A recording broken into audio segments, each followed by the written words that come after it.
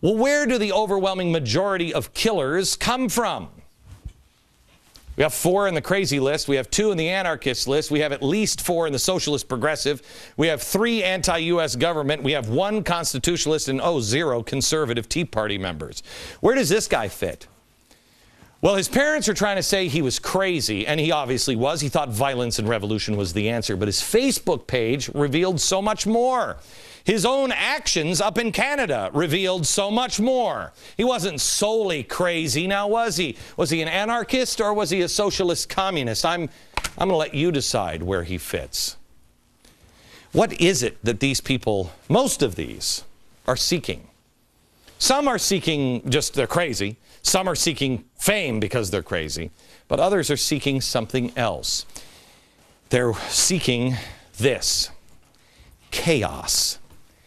Chaos is something that we really need to talk about in America. It's time to understand chaos.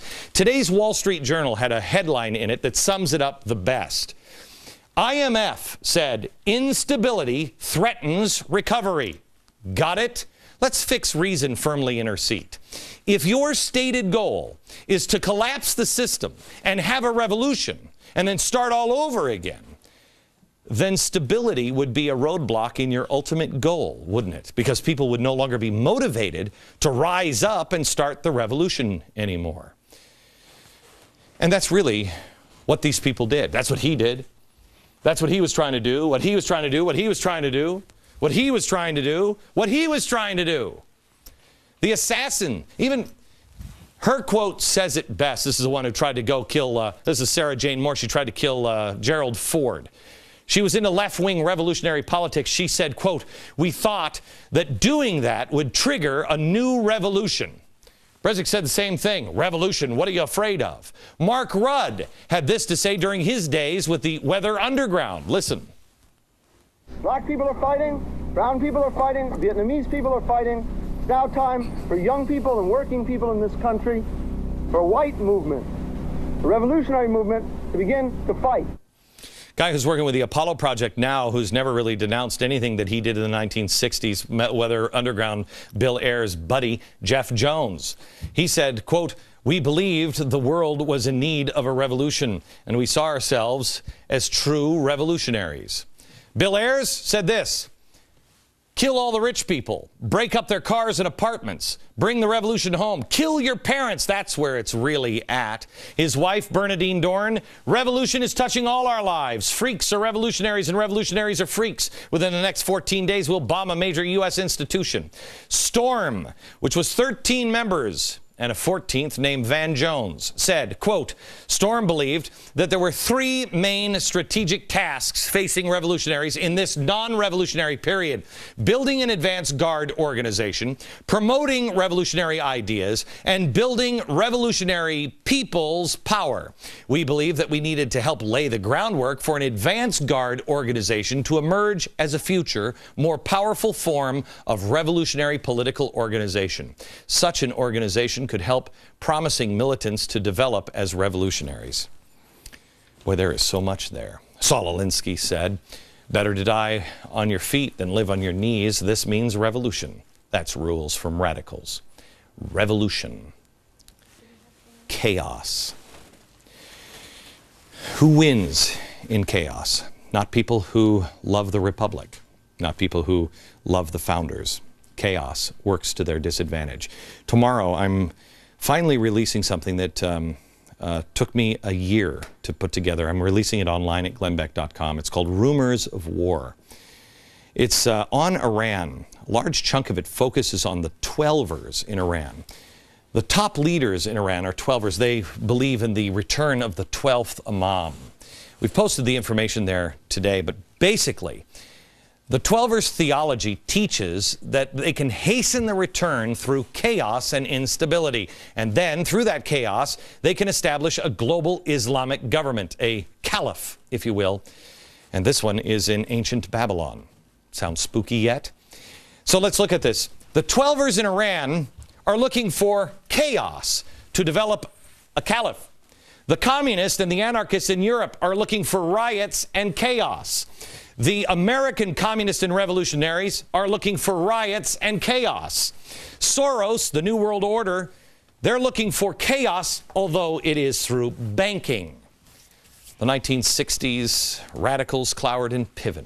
Embrace your anger and chaos. Got it? Edward Bernays, if you look at all of this, the Twelvers, the communists, the American communists, Soros, all of it. Then back to Edward Bernays. Edward Bernays.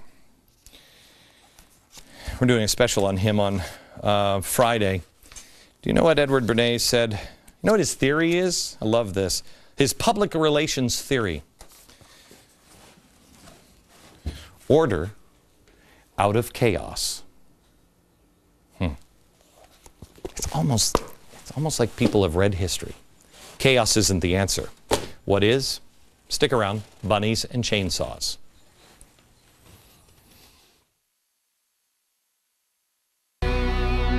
The ripple effect. The ripple effect. Are you going to be a positive or a negative ripple effect? That's E4, trying to move in a positive direction. Now, I want to give you some additional news to watch for tonight. The International Labor Organization warned that the global economic recovery was not translating into jobs as world unemployment remained at a record 205 million for 2010. Figures for youth unemployment are a little more than just discouraging. 78 million young people are jobless in 2010. That's up from pre-crisis level of 73 million in 2007. Now, before everybody cries out in unison to the United Nations and beg for help, let's fix reason firmly in her seat. Why is China afraid of instability? They want a stable world. They need us, remember. Why? Well, they have millions of men who are out of work, young men who have no chance of marriage, so there's no light at the end of the tunnel. You better give them some sort of future. Look at the Middle East. What fuels the terrorism in the Middle East? Well, millions of young men unemployed and staring at a bleak future, and they're blaming it on someone, and luckily there's someone there to channel that anger at an enemy. It's the easiest way to recruit. If your stated goal is revolution, you've got to have recruits. And if everybody is working, if everybody is happy, well, there's no revolution. This is why Francis Fox Piven and others on the left are targeting the 99ers and specifically saying because they're disenfranchised and angry. The others who are young and out of work are being targeted as well. They are begging them on the left, Francis Fox Piven, quote, tap into their anger, find someone to blame for their misfortune, end quote. Remember the headline from the Wall Street Journal. Instability threatens recovery. We need a recovery to be stable. If you want to make sure there's stability, you better make sure you're watching the youth. You keep them working. You keep them employed. Best yet, you tell them that there is a future for them, that there is a future, and you show it to them, and it's real. You do have a future. The president promised that inner city youth would be a top priority when he was elected. Between early 2009 and the middle of last year, only 1/3 of American men aged 16 to 24 had a job in New York City. That's not good.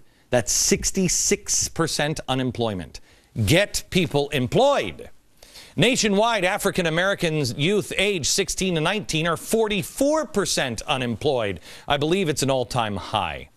We'll see if the president makes one of his investments tonight in the youth of America. I'm sure he will. Watch carefully.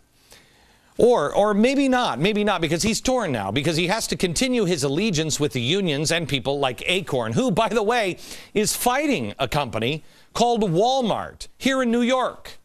They don't want them to build a new Walmart here in New York because they're not union. You see, Walmart will just create jobs for the youth in New York City. But this administration apparently is just more about union jobs than just the old-fashioned run-of-the-mill jobs. A few months ago, this show took a stand. And I never thought I would be that guy, but I am. because I know what I believe to be true, and I think you know what you believe to be true. By the way, ADD moment. Come with me.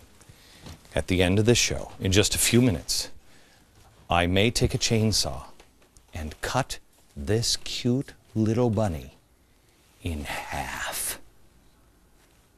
Anyway, I know it to be what's true, and I think you do too.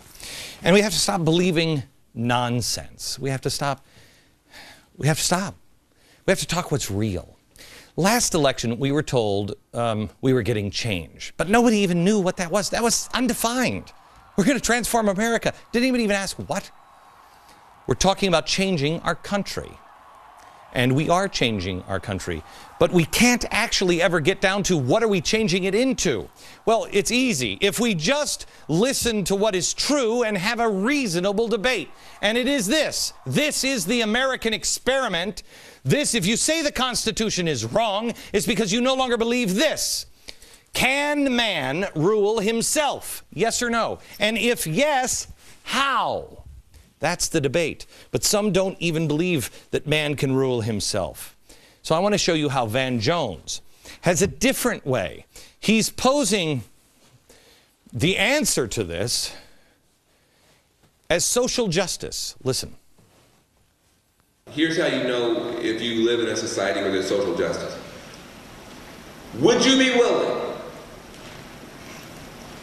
to take your life, write on a card, throw it in a big pot with everybody else, reach in at random and pull out another life with total confidence that it would be a good life? Well, then you got some work to do. In other words, not to say that you would wind up exactly where you were before, but that you'd be able to have a good life, that you would be able to, put it together, figure it out. If you don't have that confidence and you don't live in a country where there's social justice. You have that? Aaron, are you willing to put your life in here with total confidence that you could just pick something else out and you'll have to switch lives with anybody else and it'll be a good life, a happy life? No. I don't want to switch with Aaron. You know why? Because she's got hip problems. She's always in pain. I don't want to switch with you. You want to switch with my life?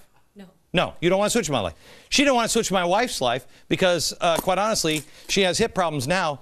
My wife would say that she has a giant pain in and it's me.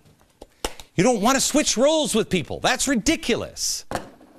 We're not a society that does that. That nobody does that. No society ever has. Who wants to? By the way, we're not even a society that could put all of our stuff in a pile. You know, that's what God tried to do. He tried to get the Israelites to do it, and Moses couldn't get them to do it. And so he said, okay, all right. Tithe 10%. How about tithing 10%? How many people even tithe 10%? That's the idea. Put all your stuff and just take what you need and know that it's all going to be okay. I don't want to pick somebody's name out of a pile and trade lives. And it has a lot to do with more than money. In fact, it has everything to do with nothing of money and stuff. Let's look at the societies that have tried this, where they tried to have equal force, equal stuff, not equal opportunity. All equal outcomes for all people. Do you remember Russia? You remember seeing the people waiting in the bread lines?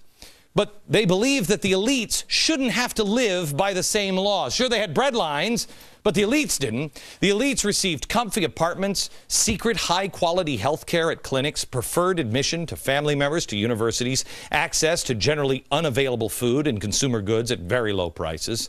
If I'm enlightened in Russia and I'm part of the party, I get that. No. But are you part of the ruling class? See, enlightenment to me means something different.